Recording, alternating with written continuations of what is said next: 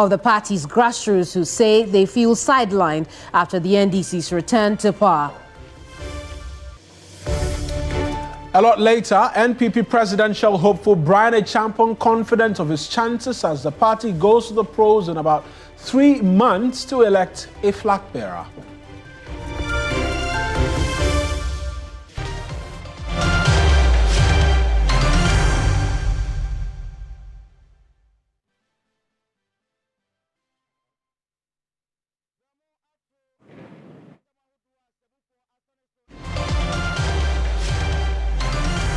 This is News Central. I'm Kemini Amanor. And I am Mawuena Egbeta. The bulletin starts right now.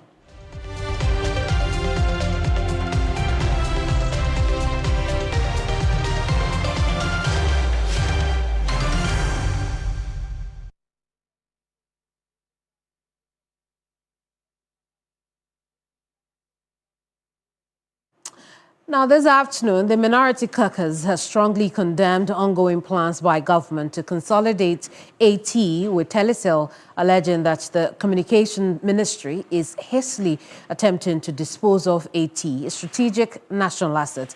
Ranking member on the Information and Communication Committee, Matthew Nyindam, accused the current Communication Minister, Sam Nate George, of rejecting a proposal by Canadian firm Rectron to purchase shares in AT to merge the telco with Telecel to pursue a personal agenda.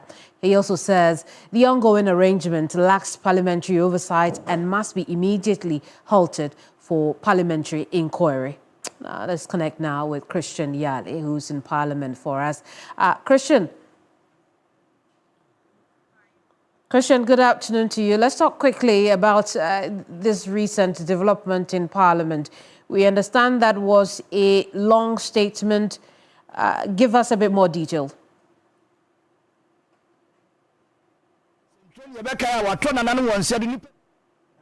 Things have rejected the ongoing consolidation by the Communications Minister to merge AT with Telecel Ghana. Now, let's just lay some premises here.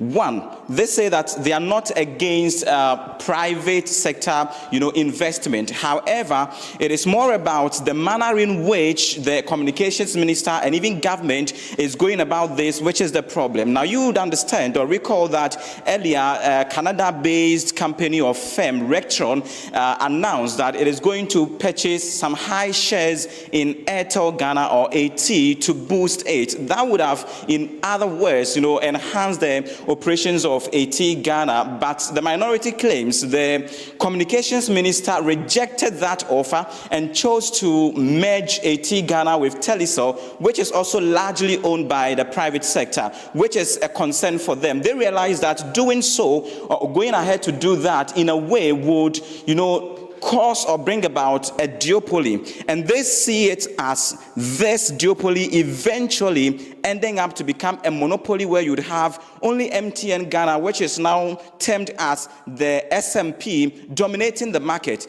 and call it, once MTN is no more, then it becomes that the whole sector crashes. And so what? They have a simple, request for the president to intervene, direct his communications minister to halt the ongoing transaction or the ongoing consolidation process, and also bring the whole transaction before Parliament for a parliamentary inquiry. But I have here with me the ranking member on the Information and Communications Committee of Parliament, Matthew Nyindam, who addressed the press on this thorny issue. Honorable, you are welcome. You are live on News Central on TV3. What are your main concerns over this transaction? Yes, just like you rightly said, our concern basically is to let the minister know that the way he's going about the telecommunication sector is not helpful to the people of this country. Like you said, we are not against privatization. We have no issues with Telecel. We have no issues with Recton. But our issue is that, look, if we are going to do something for AT, it should be transparent. It should be carrying everybody on board. And we should look for a strategic investor that will serve as who will end up being a huge block in the telecom sector, not limiting it to only Telecel and MTN. And we think that looking at the assets, looking at the expertise, what AT needs simply is capital injection. That's all they need. And if you have a company like Recton that is prepared, which the minister actually started with, the minister signed an MOU with them for a 60-40. And they are investing $150 million within the first year. And they are preparing to invest over $1 billion within the 5 years. And I think that if the minister gives them the opportunity, or look for any other strategic partner and invest hugely in AT, which is our own, it will benefit Ghanaians. And that monopoly, that seeming monopoly that MTN is enjoying, it is going to end, because the billing system of AT is much fair and much better for the ordinary Ghanaians than the... But there are some who say that this would also help to bring about competition in the industry, as it were. Don't you agree with that? And also, when you listen to the minister's media engagement earlier, he had spoken about the pros, more or less, of this direction to merge AT with Telisol. It's all in good faith, isn't it? No, it's not going to help us. Just like we said, AT is a merger of Tigo and what? Telisol. Airtel Tigo. Yes, I get him. So there are two companies that have come together. It did not help us. At the end of the day, it is liquid. At the end of the day, it is capital. At the end of the day, it is about huge capital investment. So we think that, yes, he may have a good intention by thinking that he's bringing Telisol and AT together. But for now, I can tell you that the problems of Telisol and the problems of AT are very similar. So you can't bring two weak companies together and think that you are building a stronger company. We don't believe so. But essentially, per the minister's narrative, we've not lost anything by moving or migrating the customers on AT onto Telesol's roaming, which is one. But also, I mean, the fact or the conversation about the fact that when you look at it, take or leave it, this is going to be, I mean, and from what the minister has said, it is going to be in the interest of the country. They have probably undertaken their own assessment and all of that before getting into that. You remember that KPMG was contracted to also conduct some survey into all of this. It is the more reason why we are calling on the president to actually get the minister to see how he can fix AT. The KPMG report that you are talking about, it is not known to the two of us. He commissioned KPMG to actually be the financial advisor to him on Recton, not Telisol. So for the Telisol deal, it is only known to him, the minister only.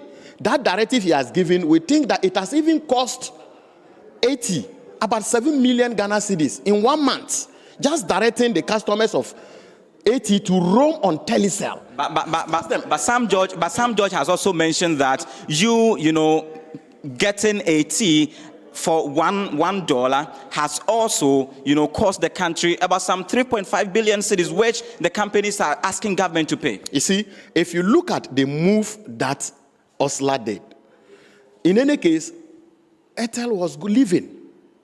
They were living. They will realize that they were not profitable, so they were living. So strategically, to save workers of Airtel was the move to acquire it 100%. So the move was to save customers. That is all. And it was procured at $1. Are you getting what I'm saying? Although there was an allegation from Sam George that it was about $250 million, he's not been able to prove it as we speak. So what we are saying is that, look, the telecom sector is a very sensitive sector. We cannot leave it in the hands of only one. Or, as we spoke about the duopoly, it's not going to help, because if you put two companies together, and at the end of the day, a stronger one managed to collapse the second one, it means that automatically it becomes a monopoly. So we think that AT is a state-owned company. We should look for a strategic investor, an investor that is ready and has the financial muscles to invest in AT.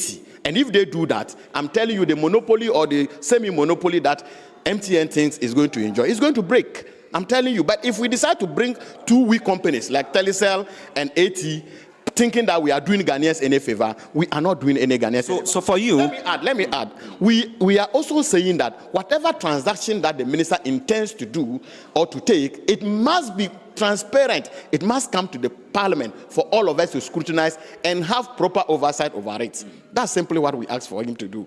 Right. Simple. Thank you so much. Thank you so much. So I've been engaging the ranking member on the Information and Communications Committee of Parliament, Matthew Yendam, on this issue. You remember earlier in September, the Minister Sam George engaged the media and among many other things, noted with worry what he sees to be, some bit of mismanagement by the erstwhile administration, which has plunged the country into indebtedness on that front, which the minority today has discounted or dispelled. They are asking the minister to halt the ongoing consolidation of AT with Telecel and bring the whole transaction before Parliament. They want the details to scrutinize word by word to see if it is indeed in the interests of the country, as it were. And so that has been it. That is the tour, like you indicated earlier. It was actually a very detailed presser addressed by the minority on this front. But we wait to see whether the president, as it were, and as they've demanded of him to intervene in this, would do so as they want him to do. Back to you, Kemini. Well, Christian Yali there with that report and interview with the ranking on the Communications Committee of Parliament. We'll now turn attention to other stories. Well, the government and the leadership of the ruling National Democratic Congress are coming under intense pressure from sections of the party's grassroots who say they feel sidelined after the NDC's return to power. Some supporters and campaign volunteers have taken to social media and local party platforms to express disappointment, demanding recognition and job opportunities in return for their efforts during the campaign. Party leadership has since been engaging stakeholders across the country, appealing for calm and unity while assuring members that their concerns are being addressed. Officials say leadership is developing practical and fair ways to resolve issues relating to jobs, welfare, and inclusion within the party structure. Let's engage Deputy Forestry Commission boss Eli Kem Kotoko, who's joining us on this subject matter. But as well, we'll hear from the chair of the party, Johnson Asiedu Nketia, who has been going around touring on a thank you tour as well in relation to this. But let's connect right now with Eli Kem Kotoko. Eli Kem, thank you very much for joining us. Many grassroots members, and I'm sure you yourself would have come under some pressure, messages in your DMs amongst many others, asking that where are the jobs? After the party's win, there's been a neglect of some sort. What is the reality you're facing to start off with? And then we can begin to talk about what steps are being taken to address these concerns among the rank and file. Thank you so much, my brother, and good afternoon to your viewers.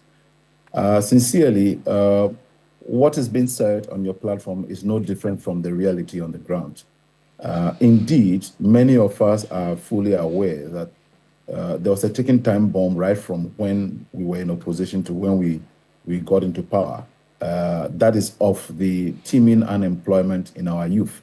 And there's a need for us to make sure we close that gap to avoid the major national security threat it poses to a country. Yes, I agree that myself as an appointee of His Excellency the President, the core mandate we have is not only to perform and do well in terms of the field we find ourselves, but that is also to make sure that we create opportunities for Ghanaians so that they can also find jobs to do. It is understandably okay with the concerns being raised by the many of our young men and women who feel, I don't think they feel neglected. They rather feel that they are in a haste. They feel that they must be employed immediately, and they feel they're employable. But admit me to say that they would only seek their tolerance and patience, which is very key. But most importantly, there's a need for a proper assessment of the situation. Then we can be able to escalate further what actions need to be taken. You agree with me that no major recruitments are being done yet, but you would agree also with what the YEA through its CEO, Malik Basintali, has been doing with some mass recruitment at the low-level area in terms of the 2,000 here, 3,000 here for the prisons or the fire service and all of that. National security may be doing some, but the general agencies have not really done any of such yet. But we must say that it is not to rule out the fact that these are genuine concerns.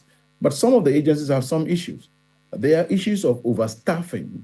There are issues of proper forensic audit to know who has got what qualification to actually get what job in the past years. Was somebody promoted unduly? Was somebody not qualified and placed somewhere? Was a square peg put in a round hole? There are some people even with fake certificates.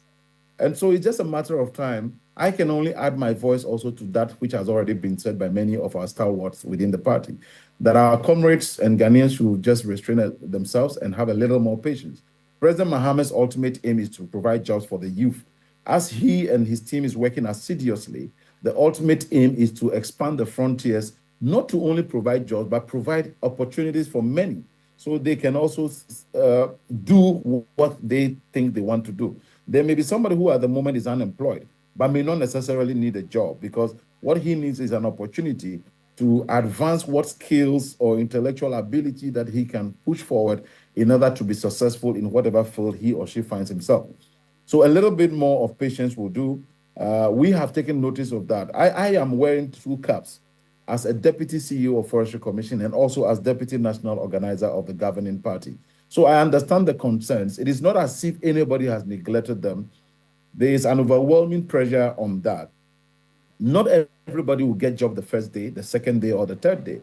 There will be job creation revenues made from now till even over a 4-year period. And so I hear you. I hear you and the explanation you're offering. But for persons who feel they've worked for the party, they were pivotal in courses of action which led to the victory of the NDC, what is acceptable timelines they can look forward to over these concerns of jobs? And then I'll come to, perhaps I'll ask that as well, so that you just tackle that for me because of time. What the party leadership is seeking to do, unfortunately, it does appear we may have lost Elikem Kotoko via Zoom, but let's hear from the chair of the NDC as well, Johnson Asiedu Nketia. Like I mentioned, he's been going around the country on a thank you tour. He's also been speaking to the issues of jobs and the concerns a number of the party folks have been bringing to him. Let's listen. Equally, if you don't support President Mahama to deliver on those promises, Ghanaians have never forgotten where they took us from before they brought us onto the seat. If it becomes necessary for them to take us back, they know the way to take us back. And so, in our struggle for positions, don't let us conduct ourselves in ways that will frustrate the achievement of the manifesto promises. It is our ability to achieve the manifesto promises that will enable Ghanaians to keep us in power. And if we are in power for long, the ministerial position you didn't get this time around, you may get it another time. So the key to our common success is to come together and support the government to deliver on our manifesto promises. That's the chair of the NDC, Johnson Asiedu Nketia, and thankfully Elikem is back on Zoom with us again. Elikem, I was asking about acceptable timelines for some of the people who feel they've worked hard enough for the party to return, and hearing the chair of the party as well say that, look, come together and let's work to ensure that the NDC continues to remain in power. How do you tell persons who feel aggrieved that they've worked hard enough, they haven't got jobs, to still come together and want to push for the party to remain in power? Yeah, I agree. The question is more or less like putting me in a round hole and asking me to urinate in the corner. There's no corner there. But the truth is that we appreciate these concerns. As you will know, the party wrote on a manifesto to come to power. For instance, if the president is rolling out the National Apprenticeship Program, that will play a pivotal role for those who want to learn a skill and other things. So in rolling out our manifesto, that is also going to be opening up job avenues and opportunities. You agree with me that at the formation of the Gold Board, for instance, I mean, it takes human beings to work over there. Our communications officer, Comrade Sami Jemfi, is working with very young, enterprising Ghanaians over there. That created an opportunity to recruit a lot of people over there as well. It is the reason why we need our people to understand that even though timelines cannot be given, but we all know that government has a 4-year period. It is not to say that everybody should wait for 4 years, but within the shortest possible time, as we are rolling out our manifesto promises contained in the manifesto, it will be outlining or providing job avenues that many of them would also be taking advantage of. And this is something I know that they are all aware they will. It is just the patience and the tolerance, which is difficult because the economic pressures they have endured over the past few years up to now has not been easy at all. It is also the reason why we cannot provide everything at a go, but we must always listen to them. And just like the national chairman said, indeed, we need to still continue to work together for the success of this government. And that is what is going to create the enabling environment and atmosphere to soak everybody in for the opportunities that they need to take advantage of. Matter. Is it the case that the approach to the politicking and everything is creating a problem because everybody wants a job after the party has won when you should be working towards the development of the country amongst many other things? Are both parties, I say both parties because this was experienced under the NPP as well, are both parties approaching the governance all wrong in terms of how the party is going around doing its work in the lead up to winning the election, such that these pressures come up and it could force you to lose focus in terms of the development of the country, which is the reason why you clamored for power anyways? Not at all. Not at all. It would be a very misplaced argument if anybody wants to suggest so. People getting jobs is part of the development agenda of a country. When they get jobs, they are not working only for themselves, they are working for the country. So the only concern is to tell you that in Africa, jobs are a major campaign tool, or campaign message. And therefore, we must also put in much effort to ensure we close that gap as much as we can. Then the will now even move from jobs to another thing on the other. So people coming to do jobs or to get an atmosphere to work is contributing their quota to national development. It is undoubtedly true that they also make a living out of that, but it does not rule out the fact that that is an avenue to promote or to push the Ghanaian agenda. So it is never wrong for both political parties or politicians to promise. So jobs are being promised and it is being created. I mean, to give you an example, the construction works that are going on, the research agenda, if there's construction work going on, there are people. It also depends the class of people that are looking for the job. Some are already employed, but they want to switch or upgrade. Some want to just transfer across, amongst other things. There are some who have no work at all and want just to earn a living. So we need to put them all right. But the substantive matter remains that we must create better opportunities for people, and not only those who we think work for the NDC. I appreciate you. I appreciate you speaking to us. Asalikem Kotoko is a deputy at the Forestry Commission, speaking to us on what is a pressing challenge for the NDC and its leadership as some grassroots in different platforms continue to pile pressure about jobs. We bring you stories from the other side of the political divide. Now, this afternoon, NPP presidential aspirant Brian Echampon says he is confident of victory despite several polls putting him behind the two front-runners, Dr. Mahmoud Bawumia and Kennedy Ejapong. According to him, his team is adopting varied strategies to ensure they win convincingly.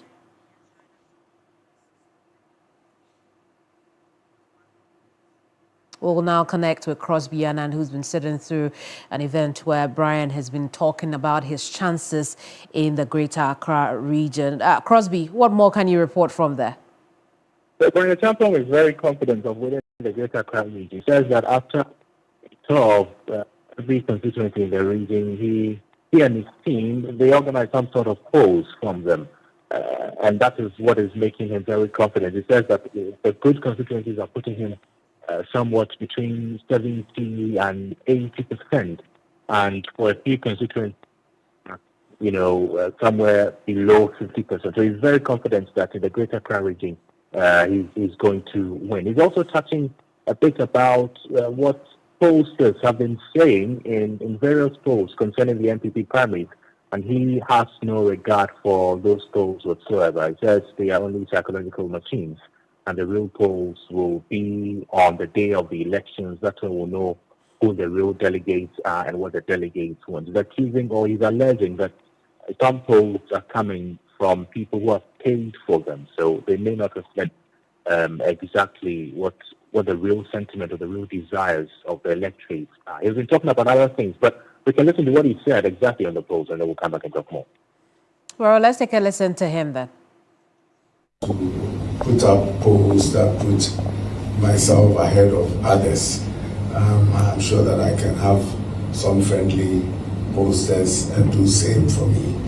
They do not concern me. Most of these polls are psychological operations on the system, totally meaningless. I don't intend to sponsor polls in my favor. I'm sure that I shouldn't be in any doubt that if I wanted to, I could. I think that the polls are on the ground. So you go on the grounds to the actual delegates in the constituencies, and you get the answers. I'm here in this campaign office. Many people come with their polls, and you are winning, you are 90%, you are 70%. Give us money so that we're going to put it in the papers, put it on online portals. I'm not interested in any of that. I mean, I've seen some polls that put me at 1%, and some aspirants who are not even going, who have not left their bedrooms at 20%. And it's quite interesting, some of these polls. So please, I'm not concerned about that at all. The day of the election, January 31st, we will all see what the real polls look like. Well, Crosby, we've just heard Brian Echampong on his response to the polls that put him behind Kennedy Agyapong and former Vice President Dr. Mahamudu Bawumia. But specifically, what did he say about his chances of carrying the vote in the Greater Accra region? So, Kemini, the man is very sure that in the Greater Accra region, he is going to win the elections if the elections are held today. He says he has taught about 31 of the constituencies in the Greater Accra region. There's 4 more for him to visit, and that he's doing today. After the visits, I mean, it is going to guarantee his win of the Greater Accra region. He's talking specifically for the Greater Accra region. For the other regions, when he goes there, he's going to administer the same questionnaire, the same polls to the delegates, and that will tell him what his chances of winning those regions will be. Very well. We can now take a listen to him on that as well. After every tour, visiting any and every constituency, we post my visit to the place. We conduct polls, extensive polls. We poll a minimum of 25% of the voting population in that constituency. There are 10 questions that we put to them from the team. We always become confident with the numbers that come up. In Greater Accra, all the polls that we have conducted, and I will be happy to share some of the constituencies with you after this, so you understand the kind of questions we ask and the answers we get, and how we're able to predict that we're going to do well in these constituencies. Where for the good ones, we're polling about 75-80%. I think that what we have seen was one which was lower 50%. And those were just 2 constituencies out of the 34. And everything else that we have polled has been above 70%. So plus or minus 5%. Well, Brian Echampong is an MPP presidential aspirant. Earlier was Crosby Yanan, our reporter on the ground.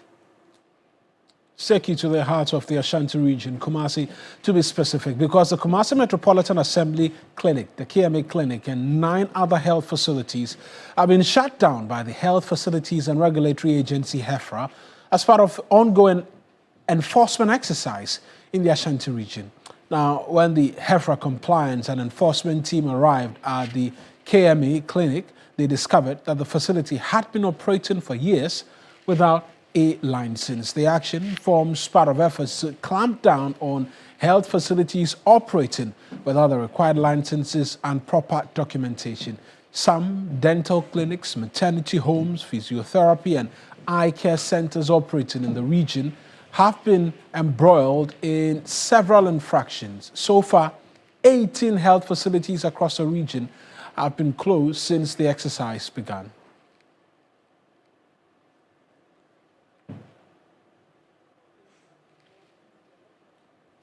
Enoch Kwame Bafwa Jekum is with Akomara FM. He's followed this exercise. Let's get a bit more in terms of the details from Enoch. Enoch, thank you very much. Talk to us about the exercise as conducted by HEFRA. How did it go? Mawuena, so far so good. 18 health facilities in the Ashanti region have been closed down for operating without licenses. This follows 2 days routine inspection by the HEFRA compliance and enforcement team. So, like earlier what you made mention, so basically, KMA clinic operating within Kumasi Metropolitan Assembly premises also closed down, operating many years without HEFRA licenses. And one of the biggest companies within Kumasi, that's Guinness Clinic, also was also closed down without also licenses, and many more facilities like dental clinic and physiotherapy and other health facilities also were also closed down because most of them are not having licenses. And the main focus of the compliance and the enforcement team in Ashanti region was that most of these facilities were operating without licenses. Some of them are quack, and some of them also are substandard, so they don't meet the requirement of HEFRA. So this made them came to Kumasi to crack down this creep. So according to them, these facilities those facilities who were closed down are supposed to pay 25,000 penalty, so that they will be giving what do you call the licenses, and after that you also go there and inspect whether they meet the standard of HEFRA. And the interesting thing is that the licenses cost 3,000 Ghana. It is not any money that is more than maybe the 25,000. So it means that they are going to pay more before these facilities that have been closed down will be opening to them. So currently, according to the team, they are waiting for them to come and then make a payment before these facilities will be open to them. All right, and just quickly, how long is HEFRA intending to continue on this exercise in ensuring that they clamp down on hospitals, facilities which are operating without a required license? So according to them, the regional team will proceed with the exercise. So it's not that it's one day wonder. It's not that maybe after this exercise they will let everything hanging. But the regional HEFRA team will proceed with the exercise and crack down the others, because they are targeting about 200 health facilities without licenses and substandard. So actually, we are giving the routine to the regional team to proceed, and they are expecting, like what I mean, they are expecting to crack down 200 facilities so far. So this is what HEFRA is doing. And speaking to the team, they were saying that yesterday, 50 facilities came there to make a payment. So right, including those that were shut down. So I think this exercise is eye-opener for most of them. All right, let's hear from Dr. Ajiman Bedu, who is the Director of Compliance and Enforcement at HEFRA. But thank you as well. I would say so far so good. We have been able to visit 20 facilities, and out of that we've been able to close down 18 of them. The exercise continues unabated. We intend to do more over the coming days. We are just from Greater Accra, we are in Ashanti. Other regions should be in wait for us. We expect that people will do the right thing by making sure that they are using the right personnel, by making sure that they have HEFRA license before they begin their operations, by making sure that whenever their HEFRA licenses expire, they take expeditious steps to have them renewed. And that is the essence of our mandate.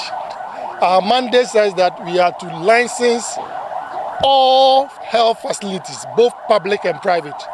So we want to sound a warning to all the public health facilities as well, that the target is not private health facilities. We are coming after all health facilities, both public and private. So all health facilities in the country, labs, hospitals, clinics, maternity homes, ultrasound facilities and all that, should take steps to make sure that they comply with the law so that Ghanaians will be safe wherever they go for healthcare service.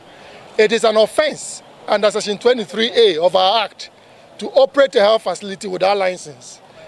It is also an offense under Section 23B of our Act to operate with an expired license.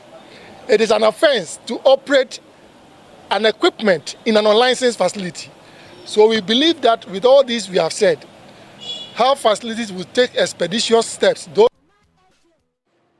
That's Dr. Ajiman Bedu. He's the Director of Compliance at HEFRA. It will take us on to our very first break here on News Central. When we return, we have a bit more stories for you if you stay. Please do stay tuned in.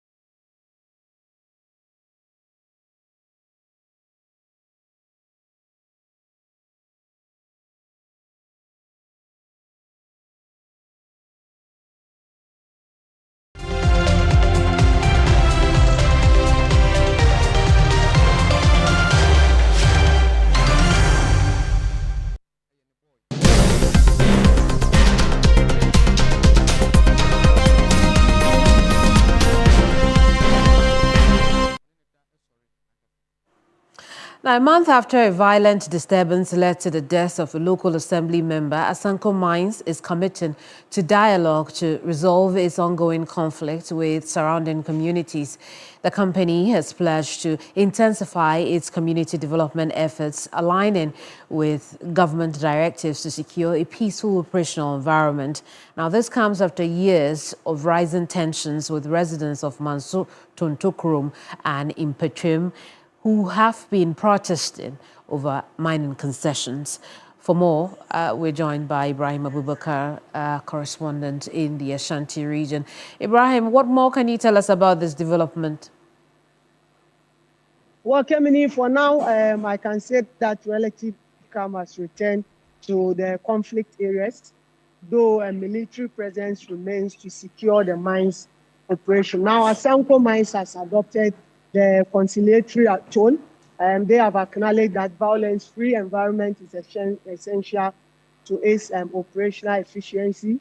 And for that matter, going forward, they will resort to dialogue rather than also attacking some of the residents who do not agree with whatever operation that they are making. And the company's next phase also involves scaling up community benefits, which will include developmental project, educational scholarship, and local job opportunities, because that has been the bane of the conflict in the years past. They talk about the company not doing enough to improve the livelihood of the community members, despite getting a lot of revenue from that area. So currently, they are mining within 23 operational areas. They've been able to attend to only 4 communities, and they say that they will up their game to make sure that they are able to provide the needs of these communities, so they will also have the peace of mind to be able to operate effectively and efficiently. Let's listen to the managing director of Asanko Mines, who has been speaking to us. Once we are in the community, we definitely will have to encounter with people. We are not running the operation in a vacuum. So always there will be a misunderstanding, but our vision and our approach always to use dialogue to resolve any misunderstanding. We will endeavor to carry the community along, always. Let them appreciate what we stand for, as we also appreciate what they stand for, so that together we will deliver alongside our vision. And also be mindful that the government is always talking of giving back to the community, and we will strategically come out with our strategy to ensure that it's aligned with the government proposition. And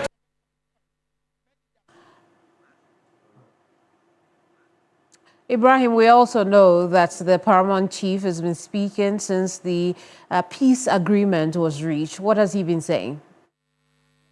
Well, exactly. Whilst urging the youth and community members to calm down and take the peace path, and also report to him whatever the issues are, so that he also step in and resolve. He has also been charging Asanko Mines to make sure they retain some of the profit they make in the community, inject it in the local community, so that at least the residents will see the benefit of the mines in that area, and that will enable them understand the operations and allow them to work. Let's listen to what Nana Bikusi Apia, the paramount chief of Manso Kwantas, will say.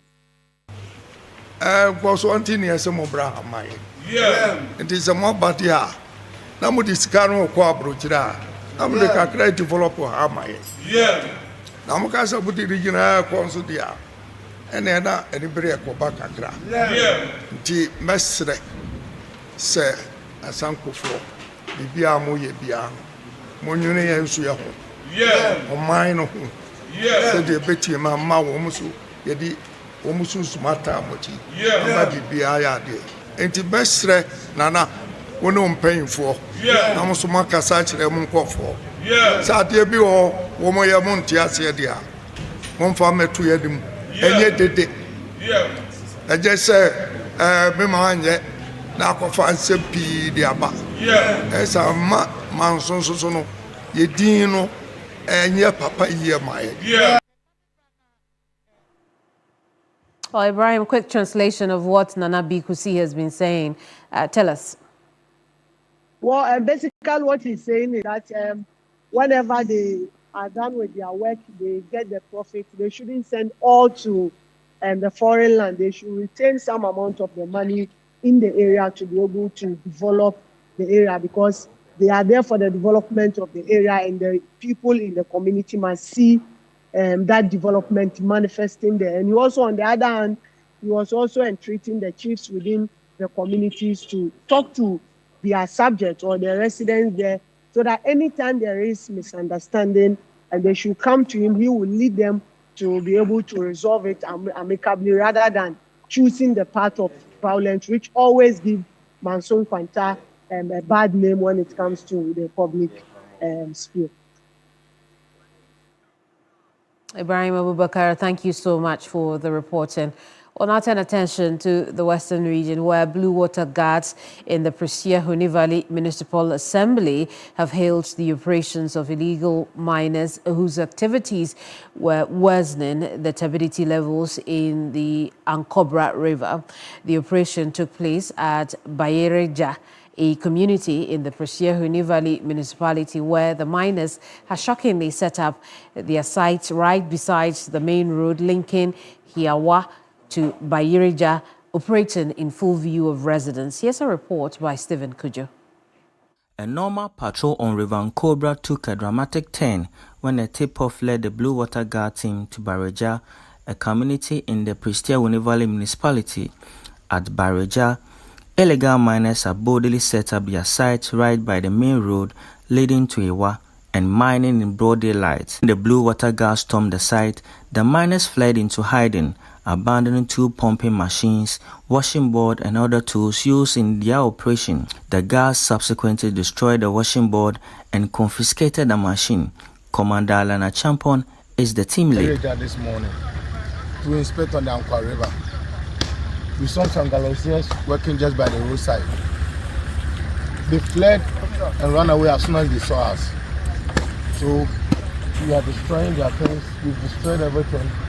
We've seized their pumping machines and some of their equipment. We've been warning them severally that they shouldn't mine by the roadside. Look at what they've done. Look what they've done. This is the road. So we have destroyed everything. We've seized their pumping machines. And we are going to report it to the police station and hand over everything to the police. This latest operation adds to recent efforts by the Assembly to clamp down on illegal mining across the municipality. Not long ago, the Anti-Galamsey Rapid Response Team, being led by the MC Maituke Eya, stormed another Galamsey site at Bobo Wakita near Apiate. Just like in Bayereja, the miners fled the scene, leaving behind an excavator and the makeshift structures which were later set ablaze. I received information that some Chinese nationals, with the help of some few Ghanaians, were engaging in illegal mining in this area. I immediately contacted the police commander, and together with the response team, we moved swiftly to the site. Upon arrival, the illegal miners had fled, but we managed to confiscate the excavator and set fire to their makeshift structures. But machines and excavators and any you to me to excavate and the control board. We are making arrangement for low bed near to me at excavator no ediako. Ya burning omo places almost so I honor them. For authorities fighting Galamsey, it's a shared responsibility, and they are called on the citizenry to do the needful by reporting issues of Galamsey to the Assembly. For TV3 News, I am Stephen Kujo, Western Region, Christia. Now, the Association of Rice Farmers in the Mamprugu-Magduri district of the Northeast region have petitioned government over poor market and prices for their produce. The farmers, while registering their displeasure over the prices, urged government to fulfill its promise of buying surplus grains, including rice, directly from local farmers, as any further delay would cost them a severe financial loss. Recently, rice farmers in the country have faced challenges with market as several thousand metric tons of rice remain unsold. Christopher Marcus following this development and is connecting with us right now. Chris, we know government says he has released 100 million cedis to the buffer stock to buy the surplus grains. Why are the farmers still complaining? Yes, so Mawuena, for the farmers in the Mampugu-Mogduri district of the Northeast region, they are yet to see the money that government has released because their farm produce, the surplus from last year and what they are harvesting this year is yet to be purchased by any government institution. And so they are still waiting to see people come in to buy.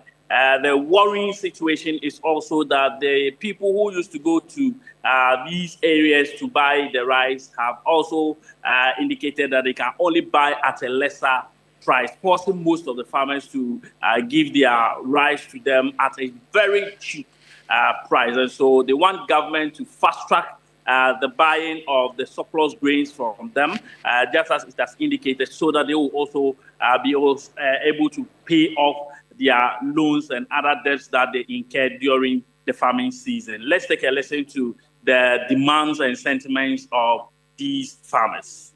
Our main issue have to do with our harvesting and also for buyers.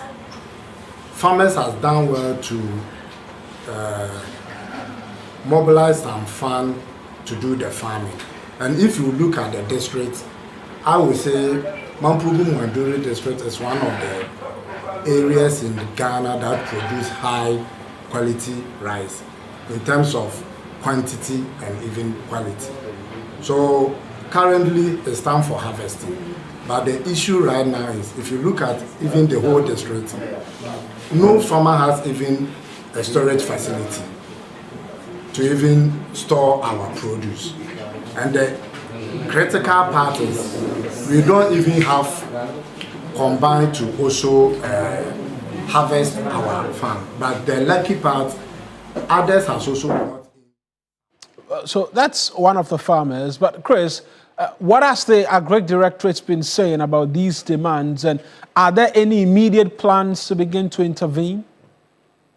Yes, so the District Agric Director has only appealed to them that he will also channel their grievances to the Regional Agric Directorate for onwards submission to the Minister for Food and Agriculture. But for now, there is no immediate remedy for the plight of these farmers in the Mampugu-Mogduri and other parts of the Northeast region. Let's take a listen to what the Agric Director has been telling the farmers. Agric Director for Mampugu-Mogduri District.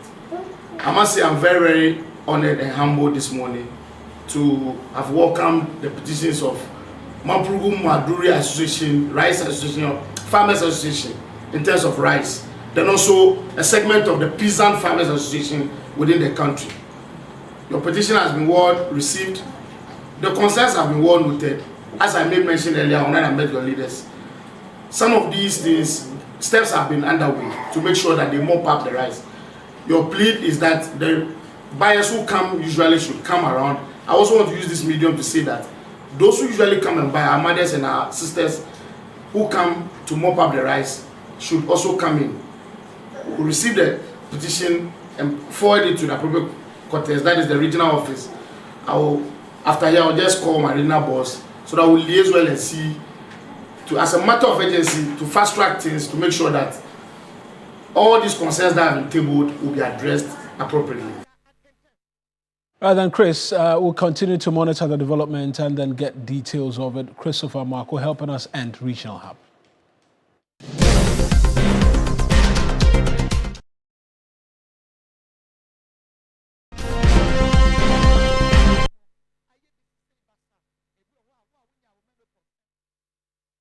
And that's our bulletin for you as well this afternoon. Absolutely. We're back again tomorrow with another exciting edition of News Central. I am Mawuena Egbeta. And I am Kemini Amanor. Bye-bye.